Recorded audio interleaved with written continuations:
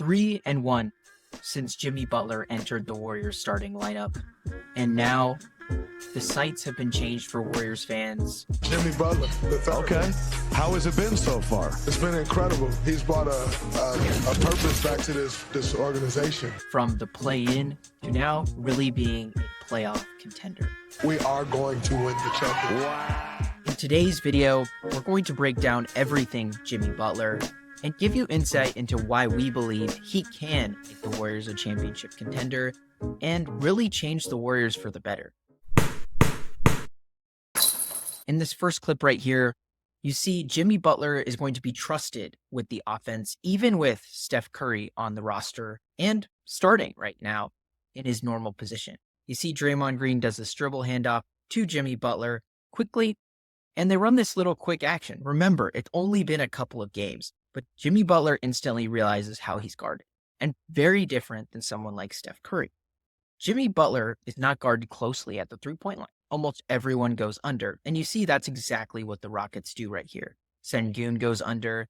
That makes it so it's basically impossible for anyone to really contest. And so Jimmy Butler is going to kind of go straight through, obviously, as that's his path of least resistance, and shoot this mid-range shot. Notice, that's not really a shot the Warriors have been taking very often, really until Jimmy Butler has arrived. It's not one they're used to taking in the mid-range because they just haven't been making many mid-range shots. They're mainly more of a three and layup type of offense. Now, as we go into this next clip right here, I want you to see who's on the floor. Most importantly, who's not. Steph Curry. He's not on the floor, right? And Jimmy Butler is trusted in this offense. Notice here, it's a pretty close game, 23-19, and there's a lot of time left. The Warriors have a lot of room to basically mess up, so to say. And we don't want that. And so they give the ball to Jimmy Butler to kind of ensure that they don't. So you see Jimmy Butler is going to kind of initiate the offense. It's clearly a play for Brandon Podziemski to get the ball. We are going to have Kevon Looney setting kind of an off-ball screen, Podziemski coming to the top of the key, and that leads to, obviously, Podziemski trying to get the ball. I want you to notice also how, once again, the Rockets go under, leaving Podziemski to kind of do this nice little mid-range shot. And I think something that we need to address here is the Jimmy Butler effect that you've seen. The Warriors have taken some of their most free throws in the past 4 games with Jimmy Butler on the roster. And that's no coincidence. Jimmy Butler himself has taken a lot of free throws, but also Steph Curry has been taking more free throws. Brandon Podziemski has been taking more free throws. And I think that's super important. Right here, we have this dribble handoff at the top of the key between Kevon Looney and Brandon Podziemski, but it's clearly supposed to go into an action for Jimmy Butler versus the Dallas Mavericks. This game was obviously an unfortunate loss, but you see right here some of the good elements. Looney sets the screen for Jimmy Butler, and you have basically a traditional pick and roll right here. What you see here is Marshall is well behind the play. Looney did a good job of screening his man, and Jimmy Butler knows he's not going to take that three. So instead, he rises and shines, hits that mid-range jumper. Once again, an element our offense didn't have. Somebody who, when Steph Curry's not on the floor, can make and take tough shots and is comfortable with it. Wiggins kind of started to do that towards the end of his tenure at Golden State, but he wasn't the most elite at it, and he wasn't reliable.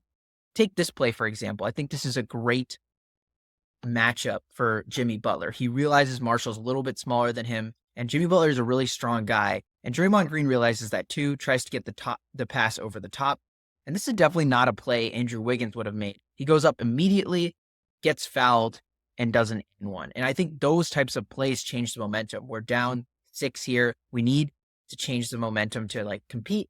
And Jimmy Butler provides an easy bucket. Easy buckets is something the Warriors did not have when we had Andrew Wiggins. Something that looked easy and we get extra points for. Now let's look at another play where Jimmy Butler is kind of in isolation right here. Sengun does a great job of kind of stopping him next to the rim. And I want you to look at what Jimmy Butler is doing right here. He gets in the paint, realizes that people are collapsing on him, and does what a smart Warriors player does. He looks for Podziemski. He looks for Draymond. He looks for post. He is looking to pass the ball, and that's something I feel like Andrew Wiggins struggled to do.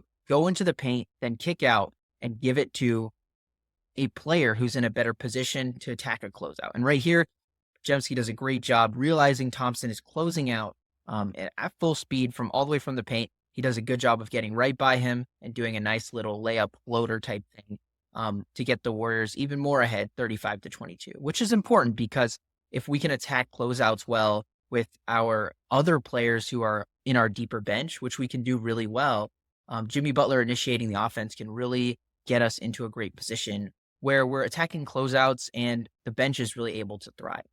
Right here, we see Jimmy Butler kind of doing isolation right here. And one thing I wanted to showcase is just that's not a foul for Steph Curry.